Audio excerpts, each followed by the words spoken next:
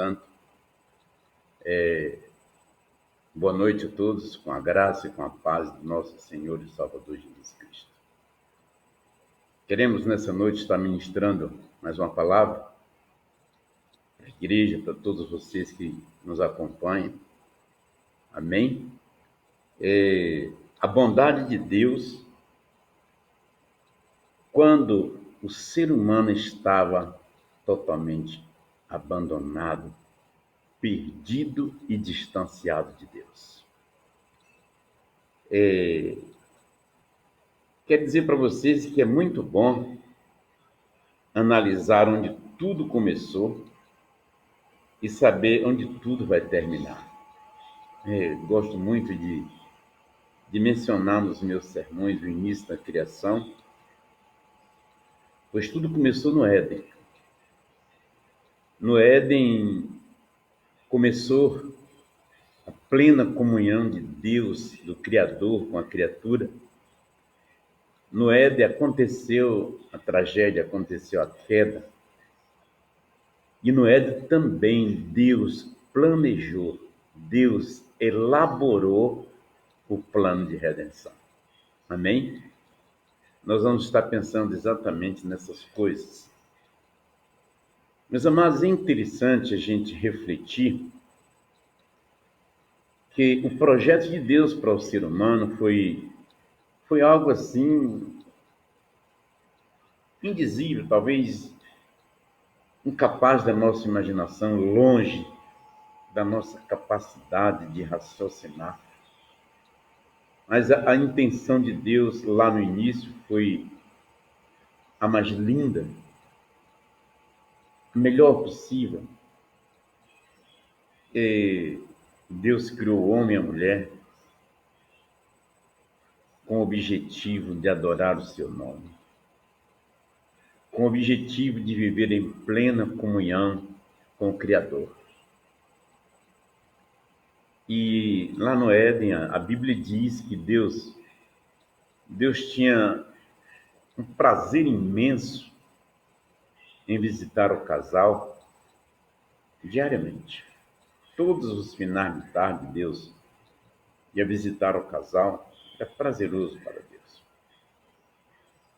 A Bíblia nos mostra que facilmente o homem e a mulher, o primeiro casal, desobedeceram a Deus de forma terrível. E antes comunhão, antes felicidade, harmonia, plena paz, mas logo veio a queda. Quando o homem caiu, Deus não parou, Deus não desistiu do homem.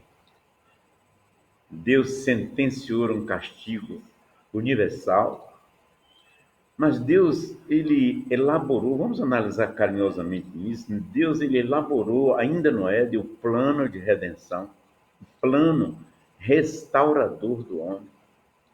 Porque a Bíblia, ela nos mostra que com o pecado do Éden, o homem simplesmente deixou que o pecado dominasse a sua vida na íntegra, na totalidade.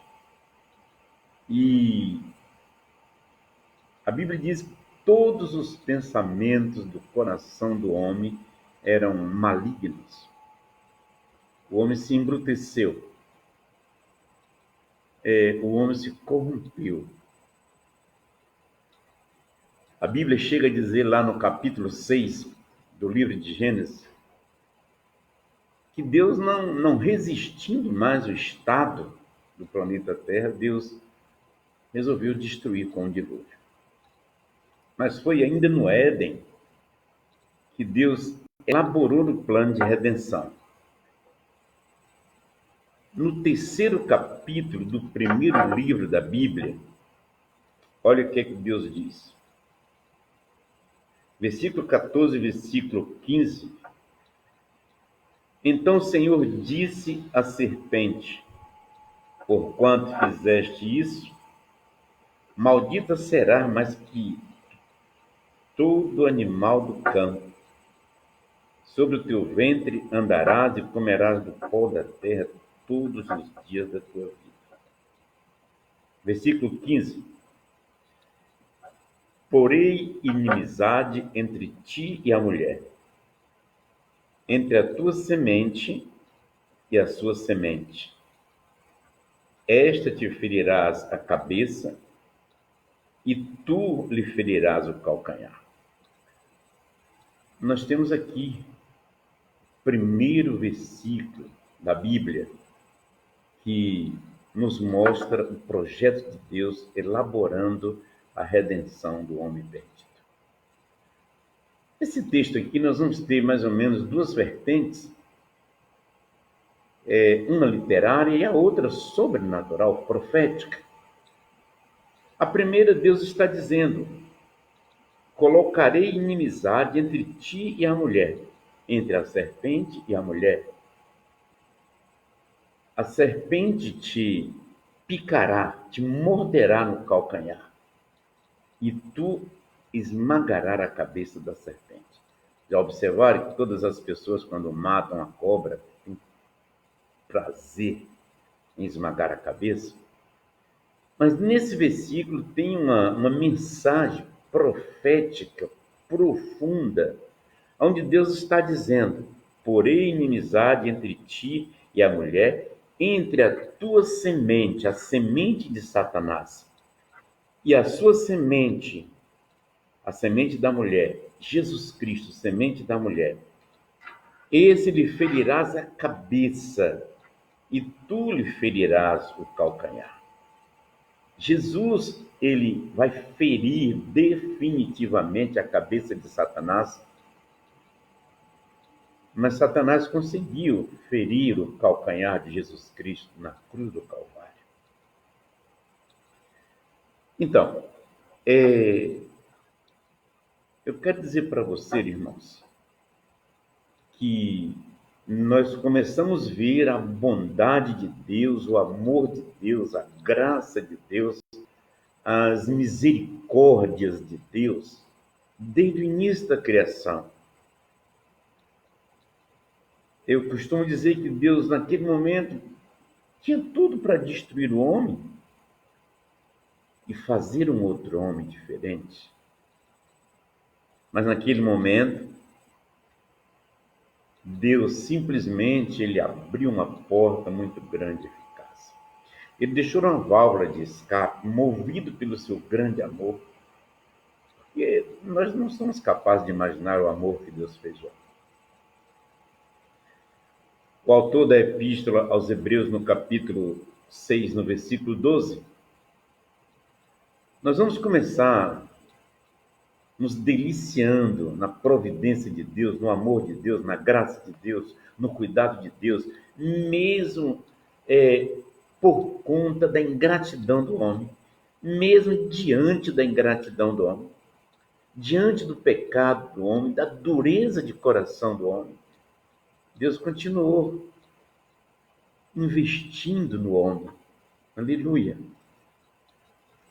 Aí no capítulo 6, no versículo 12 da Epístola aos Hebreus, a Bíblia diz assim: olha, não vos façais negligentes, mas sejais imitadores dos que, pela fé e paciência, herdaram as promessas.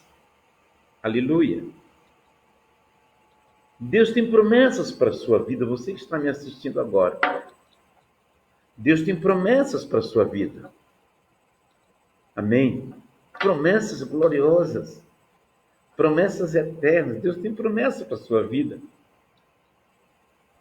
A maior promessa de Deus para a vida do ser humano, para as nossas vidas, foi quando ele demonstrou o seu maior amor no plano de redenção lá no Éden, do qual nós citamos atrás.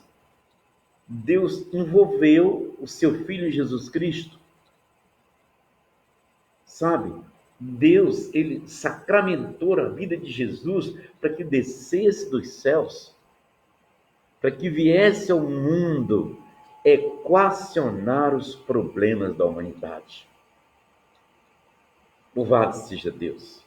A maior promessa de Deus foi exatamente, dar o seu Filho Jesus Cristo para que morresse por nós.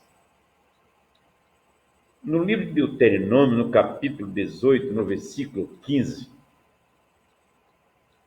Deus diz assim: o Senhor teu Deus, Moisés, suscitará do meio de ti, dentre os teus irmãos, um profeta semelhante a ti. A ele ouvirás. Esse profeta, obviamente, é Jesus Cristo. Ainda em Deuteronômio, no capítulo 18, versículo 18, ele mais ou menos repete essa afirmação.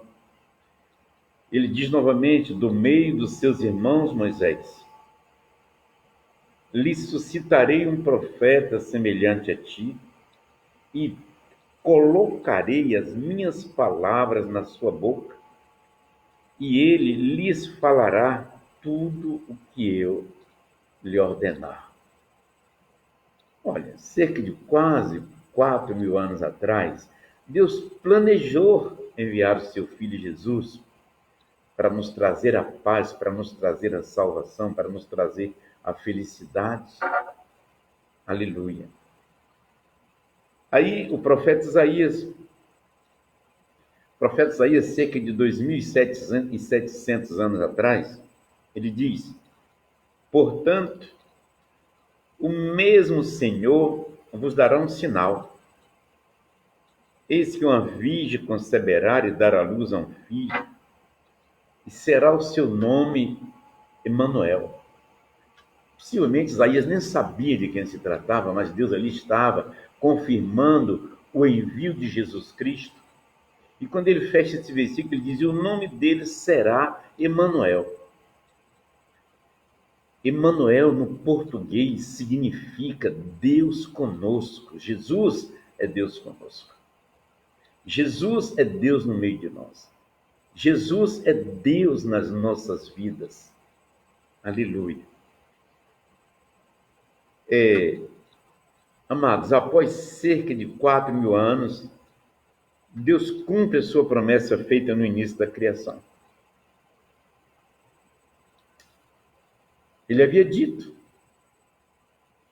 que mandar o seu filho, Israel, esperou por muitos anos, toda a terra esperou por muitos anos. Aí, quando a gente abre o Evangelho de Mateus, no capítulo 1, versículo 21, a palavra diz assim: ela, quem é essa ela? Maria. Ela dará luz a um filho, a quem ele chamará Jesus, porque ele salvará o seu povo dos seus pecados.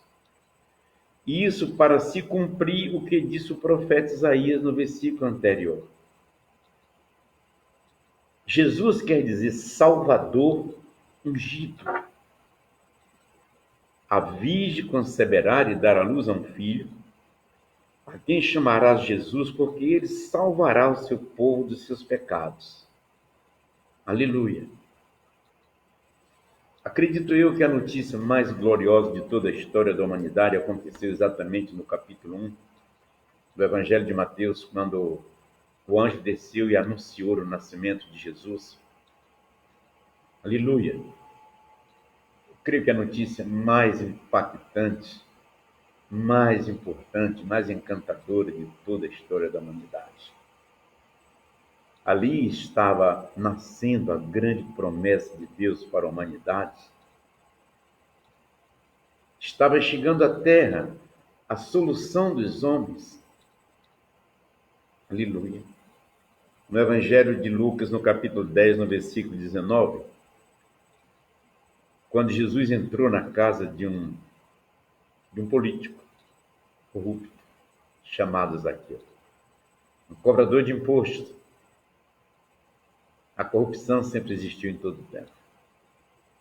E Zaqueu, ele sentiu sede de conhecer Jesus. Ele queria conhecer Jesus. E a Bíblia diz que ele sabia onde Jesus ia passar, ele adiantou, subiu numa figueira. Ele queria ver Jesus. Ele queria conhecer Jesus.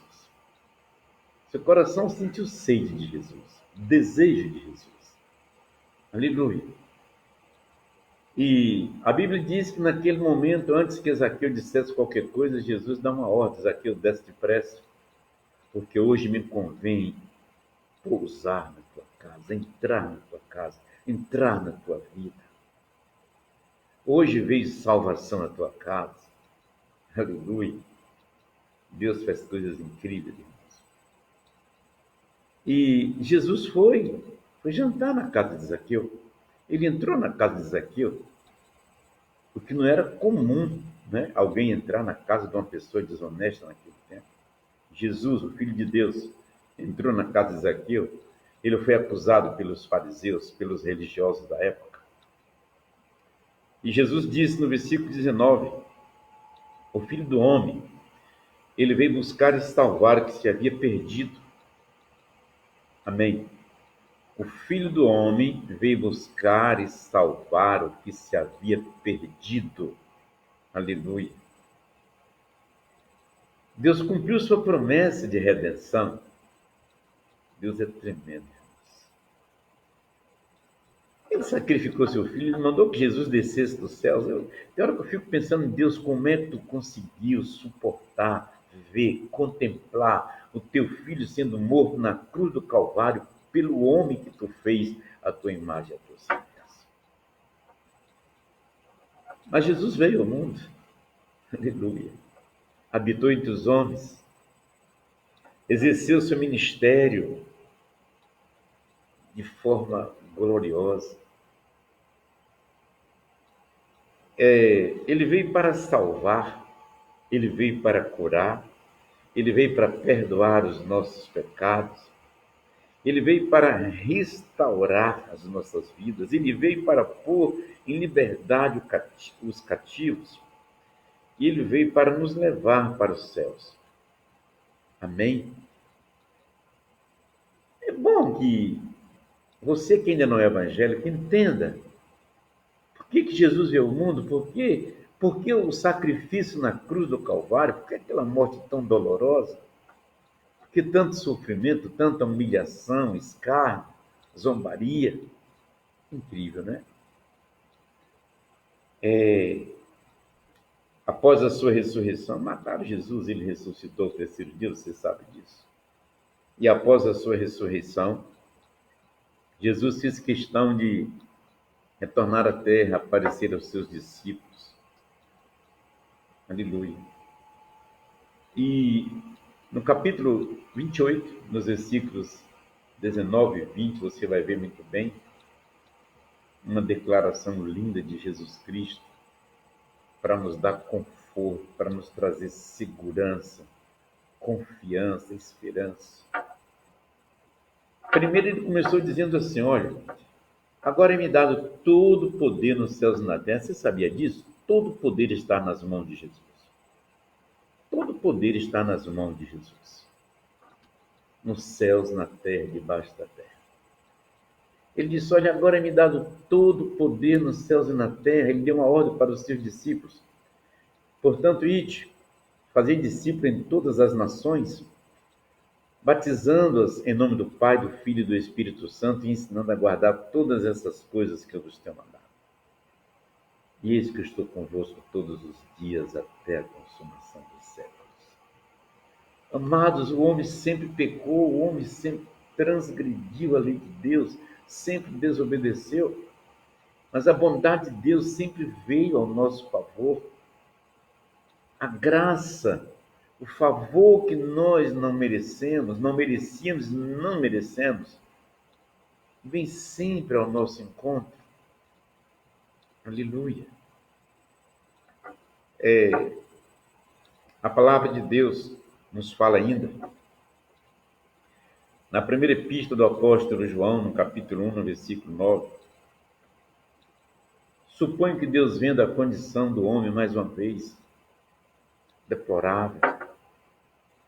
Deus diz: olha, se vocês confessarem os seus pecados, Ele, Jesus Cristo, é fiel, Ele é justo para nos perdoar os pecados e purificar de toda injustiça.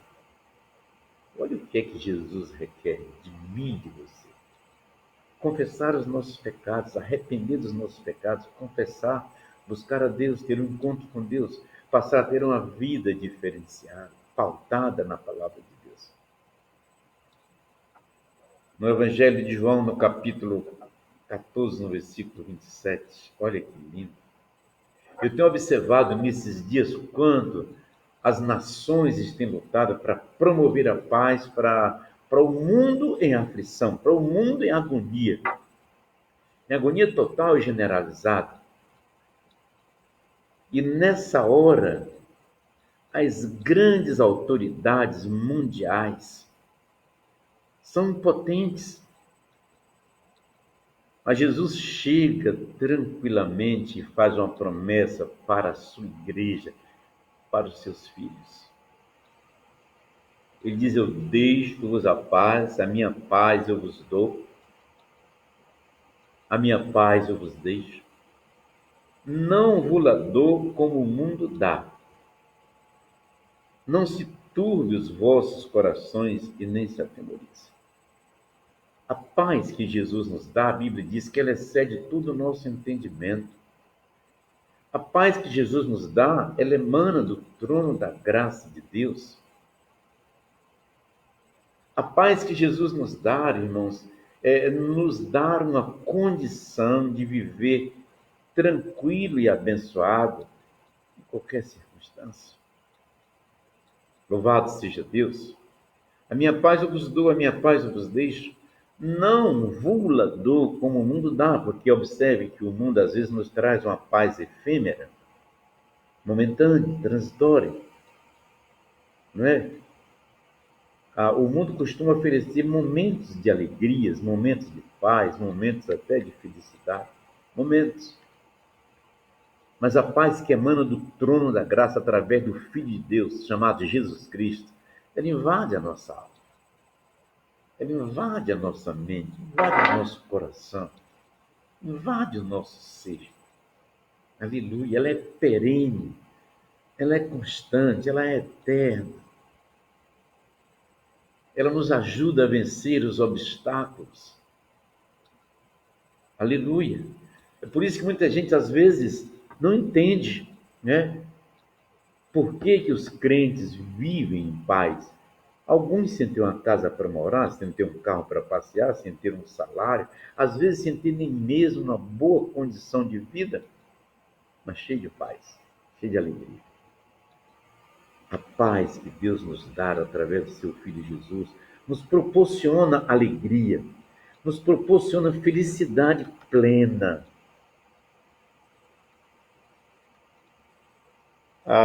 Ainda no Evangelho de Mateus, no capítulo 11, no versículo 28, Jesus, mais uma vez, ele, entendendo as aflições do homem, ele entendendo a opressão, a depressão, a tristeza, a angústia, a incerteza, mais ou menos no ambiente como estamos vivendo agora na face da terra, aí Jesus se coloca à disposição da humanidade, ele faz um convite. Ele diz: vinde a mim, você, ou todos, melhor dizendo, que estão cansados e oprimidos, e eu vos aliviarei. Amém. Jesus está convidando, quem sabe você agora que está cheio de medo, de terror, de pânico, sabe, você que está encasulado nessa quarentena que nem todo mundo sabe suportar, você pode estar aí cheio de agonia, de tristeza, de incerteza.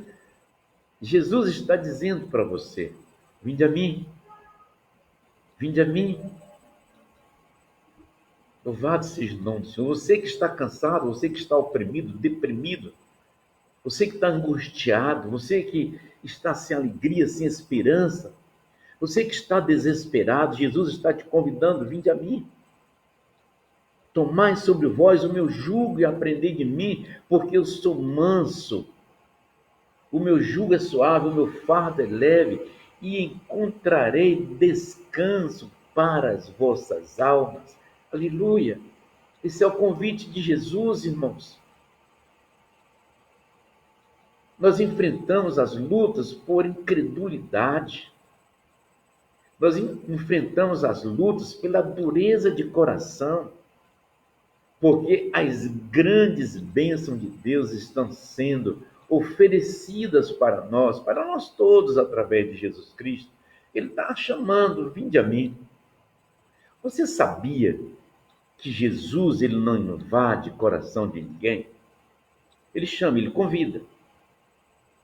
Lá no livro de Apocalipse, no capítulo 3, no versículo 20, ele diz assim: eu estou à porta e bato. Se você abrir a porta, eu entrarei na sua casa, eu cearei com você e você comigo. Isso é sinônimo de comunhão, de intimidade, de relacionamento. Mas é necessário que você abra o coração para Jesus. É necessário que você se arrependa dos seus pecados. A bondade de Deus está à nossa disposição. O apóstolo Tiago, ele diz assim na sua epístola, capítulo 4, chegai-vos a Deus e ele chegará a vós. Uma coisa interessante que eu quero chamar a sua atenção, principalmente você que ainda não é evangélico. Deus, ele estabeleceu para o ser humano uma lei chamada Lei do Livre-Arbítrio. Coitado de nós. Sempre eu digo que uma das durezas que Deus deu para o homem foi essa lei do livre-arbítrio, porque o homem, em todo o tempo da sua história, ele sempre escolheu o pior. E Deus deixa. Deuteronômio, no capítulo 29, capítulo 30, melhor dizendo, no versículo 19, olha o que é que Deus diz. Eis que eu tomo os céus e a terra como testemunha contra vós, que eu tenho colocado diante de vós o bem e o mal. Eu tenho colocado diante de vós a bênção e a maldição. Eu tenho colocado diante de vós a vida e a morte. Na parte posterior do versículo, ele diz: escolhe, pois, o bem para que viva tu e os teus descendentes. Ali está o princípio da lei do livre-arbítrio. Depois que o homem caiu lá no Éden, que pecou, que desobedeceu a Deus, Deus estabeleceu essa condição, a condição da escolha. Se você, nessa noite, aonde você estiver,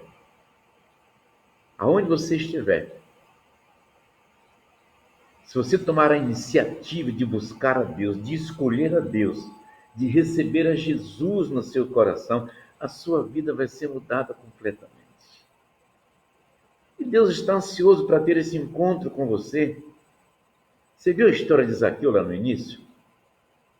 Quando Jesus entendeu que no coração de Zaqueu existia um desejo, antes que Zaqueu abrisse a boca, Jesus falou com ele: desce depressa, hoje me convém pousar na tua casa, hoje vi salvação na tua casa.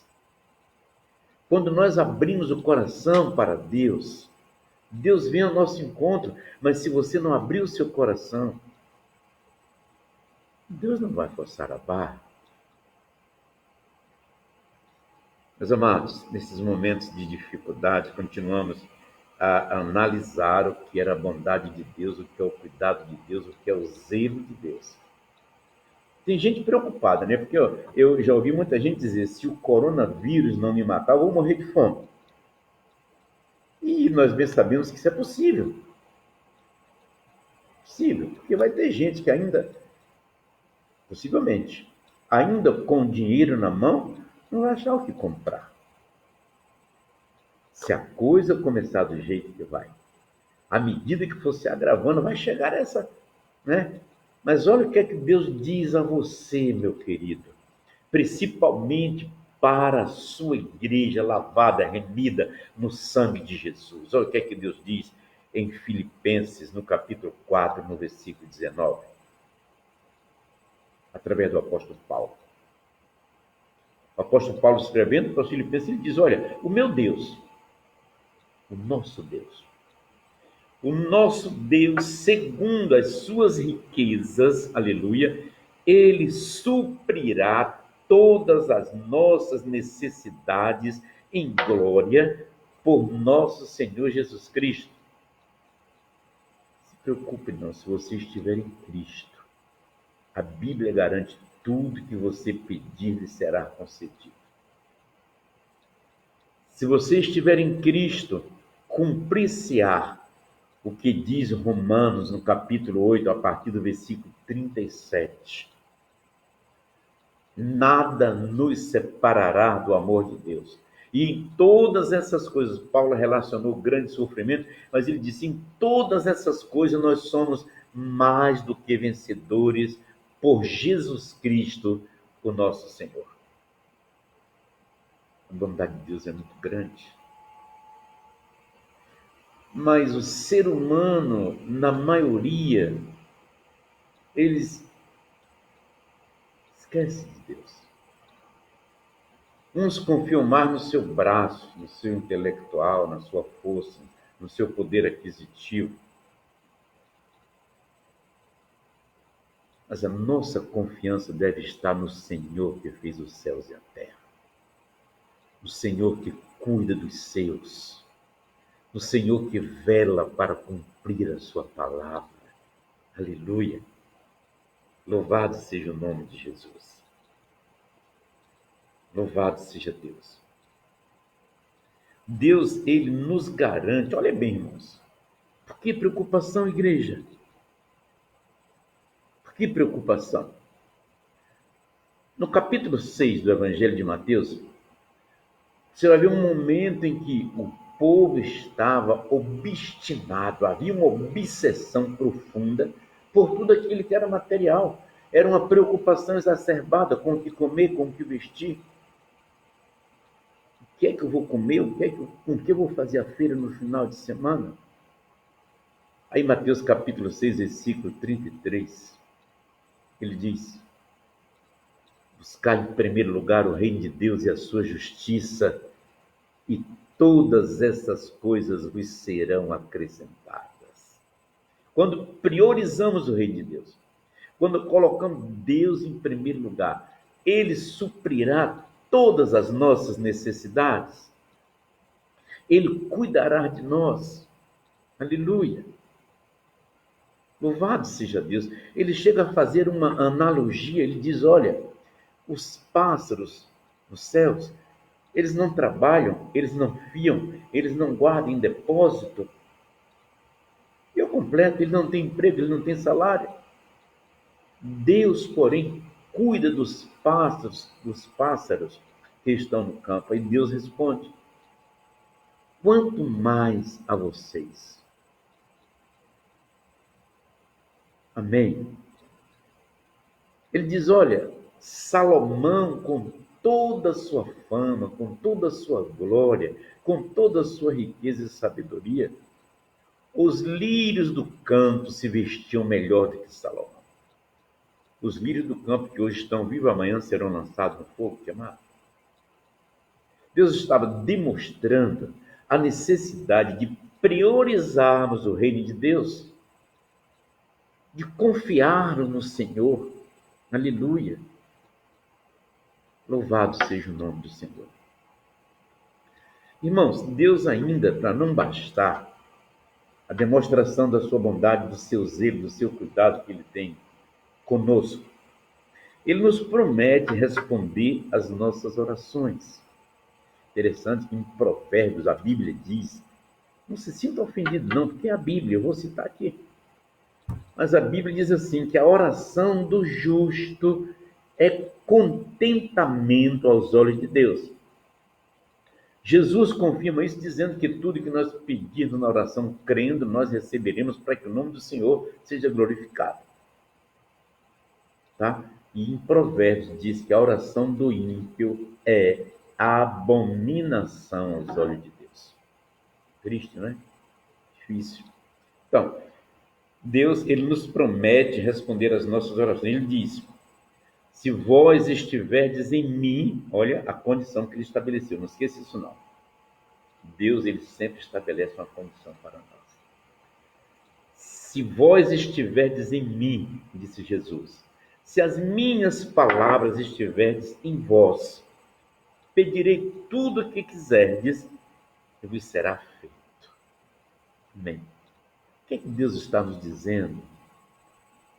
O profeta Jeremias, no capítulo 33, versículo 3, ele diz assim: clamas a mim. Deus está falando assim: clamas a mim, clamas a mim, clamas a mim e responder-te-ei e anunciar-te-ei coisas grandes e firmes que ainda não conheces. Isso é a bondade de Deus. Isso é o zelo de Deus. Aleluia. Louvado seja o nome do Senhor. Nós não estamos sozinhos. Você que é crente fiel, você é agraciado, privilegiado. Amém. O que é que a palavra diz para os seus filhos? Jesus chamou os seus discípulos, no Evangelho de Lucas, no capítulo 10. E ele diz assim: olha, eis que eu vos dou poder para pisar serpentes e escorpiões e toda a força do inimigo. Olha, Deus dividiu conosco do seu poder, da sua autoridade. Por isso que alguém às vezes zomba de nós, não acredita quando vê um homem de Deus impor as mãos sobre o enfermo e a enfermidade sai. As pessoas não entendem isso. Quando vê um homem de Deus impor as mãos e orar e autorizar, e os demônios saem. Tem pessoas que não entendem isso. E a Bíblia diz que o homem sem Deus, ele não entende as coisas de Deus, porque elas se discernem espiritualmente. Eis que eu vos dou poder para pisar serpentes e escorpiões e toda a força do inimigo. Você já pensou bem que maravilha? Em Jesus nós temos o poder, a autoridade de colocar o inimigo debaixo dos nossos pés. Louvai a Deus, igreja. Aleluia. Louvado seja o nome do Senhor. E ainda diz assim: e nada vos fará dano algum. Irmãos, eu vou falar aqui uma coisa que parece loucura, mas eu falo respaldado na palavra de Deus. Se você estiver em Cristo, se você tiver um relacionamento santo em Cristo, se você está isento do pecado, se você tem uma vida de comunhão, de intimidade com Deus, aleluia, você vai orar e o coronavírus não vai lhe tocar. Isso é um grande desafio. Por isso que eu disse que parece loucura. Mas eu falo isso respaldado na palavra de Deus, Salmos de número 91. Aleluia. Ele diz assim: aquele que habita no esconderijo do Altíssimo, à sombra do Onipotente descansará.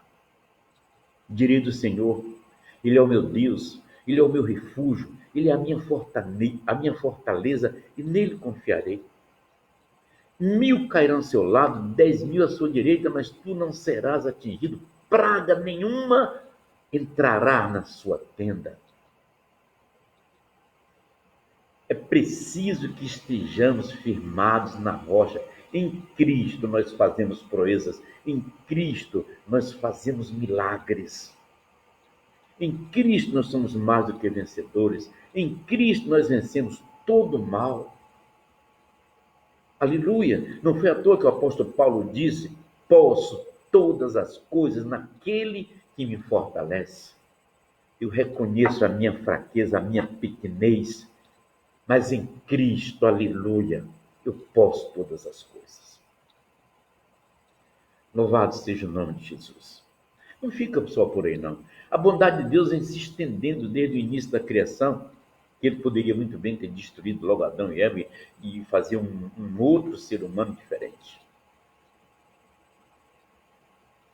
Mas ele vem cuidando.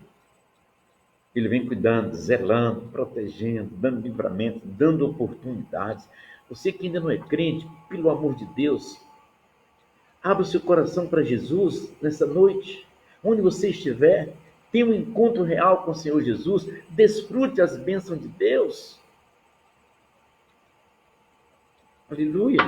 Receba a graça de Deus na sua vida. Receba a misericórdia de Deus na sua vida. Receba o perdão para os seus pecados. Deus está de braços abertos esperando. Quando nós encontramos lá na primeira epístola de Paulo, escrevendo para a igreja que estava em Coríntios, Deus tem uma promessa gloriosa, já se cumpriu na minha vida. Você que ainda não é evangélico pode desfrutar hoje dessa promessa. Não importa o seu passado, não importa o que você é, o que você fez, isso é bondade de Deus. Olhe bem o que é que ele diz. Primeiro ele deixa, mais uma vez, ele deixa uma condição. 1 Coríntios 6, versículo 10, ele diz assim, olha, não erreis. Isso ele quer dizer, não pequeis, não se engane. O versículo começa dizendo isso. Você que ainda não é evangélico, pense nisso seriamente no nome de Jesus Cristo. Não erreis. Por quê? Olha bem, ele relaciona aqui alguma coisa interessante, fundamental que você precisa saber. É Bíblia. Não é ideia do pastor Antônio da Paixão, isso é Bíblia, isso é palavra de Deus, palavra que saiu da boca de Deus através do apóstolo Paulo. Olha, nem os devassos, preste atenção, nem os idólatras, preste atenção, vou repetir, nem os devassos, nem os idólatras, nem os adúlteros, nem os afeminados, nem os sodomitas, nem os ladrões, nem os avarentos, nem os bêbados ou beberrões, nem os maldizentes, nem os roubadores herdarão o reino de Deus. Você quer que eu repita? Não se engane, pelo amor de Deus. Não se apegue aos seus próprios conceitos. A Bíblia diz, não sejais sábio aos seus próprios olhos, mas temei a Deus. Não erreis, eu vou repetir para você memorizar. Nunca esqueça isso. Você que ainda não é evangélico, não é para a igreja não. Nós já desfrutamos esse grande milagre chamado milagre da justificação. Nós já fomos justificados pelo sangue de Jesus. Você que ainda não é crente fiel, repito, não erreis, nem os devassos, nem os idólatras, nem os adúlteros, nem os afeminados, nem os sodomitas, nem os ladrões, nem os avarentos, nem os bêbados, nem os maldizentes, nem os roubadores herdarão o reino de Deus. Aí ele conclui dizendo assim, e é o que muitos têm sido, que realidade. Aí agora vem a coisa boa que você precisa guardar em seu coração. Mas vós, igreja, vós que aceitaram a Jesus, que são crentes fiéis, mas vós haveis sido lavados, santificados, justificados em nome do Senhor Jesus pelo Espírito Santo do nosso Deus. Você não acha que nós temos motivos sobejantes para vivermos felizes e abençoados? Olha o que é que ele está dizendo. Aleluia. Vós já estáis limpos, lavados, santificados. Irmãos, é o que eu disse isso lá no início, quando o apóstolo João, escrevendo na sua primeira carta, no capítulo 1, versículo 29, se não me engano, ele diz, olha, versículo 9, o sangue de Jesus Cristo nos purifica de todo pecado e de toda iniquidade. O sangue de Jesus Cristo nos justifica perante Deus. Aleluia. Deus espera a sua decisão nessa noite. Aleluia. Deus espera que você tenha coragem nessa noite para tomar essa decisão de ir ao encontro de Jesus. Eu posso ver nos olhos da fé Jesus com braços abertos, querendo lhe receber, lhe abraçar, lhe salvar, perdoar os seus pecados, mudar a sua história, aliviar a sua carga, trazer a paz, escrever o seu nome lá nos céus. Oh, glória! Louvado seja o nome de Jesus. Meus irmãos, aqui está selado nesse texto a doutrina da justificação. Você pensa que isso é pouca coisa? Pensa que é pouca coisa? O sangue de Jesus nos purifica de todo o pecado. Não é a sua religião. Não é você mesmo, porque dá esmolas, porque que pratica algumas boas ações. O que nos justifica é o sangue de Jesus. É como se ele usasse uma esponja embevecida pelo seu próprio sangue, chegasse nos céus, perante Deus. Qual é a dívida do pastor Antônio da Paixão aí? Aliás, de Antônio da Paixão no passado, qual é a dívida dele? E Jesus passasse a esponja embevecida no seu sangue e apagasse, cancelasse toda a minha dívida. O sangue de Jesus tem esse poder para apagar os seus pecados. Isso é fruto da bondade de Deus. Amém? Estou chegando ao final. No Evangelho de Mateus, ele confirma que ele está conosco todos os dias. Sabendo das nossas fraquezas, estou convosco. Aleluia. Louvado seja o nome do Senhor. No livro de Isaías, no capítulo 41, no versículo 9, Deus chega para Jacó e diz assim: Jacó, eu te escolhi dentre os teus mais excelentes. Eu te chamei dentre as nações e eu te disse, tu és meu. A ti eu escolhi e não te rejeitei. Tu és meu. Eu te escolhi e não te rejeitei. Não temas porque eu sou contigo. Não te apavores porque eu sou teu Deus.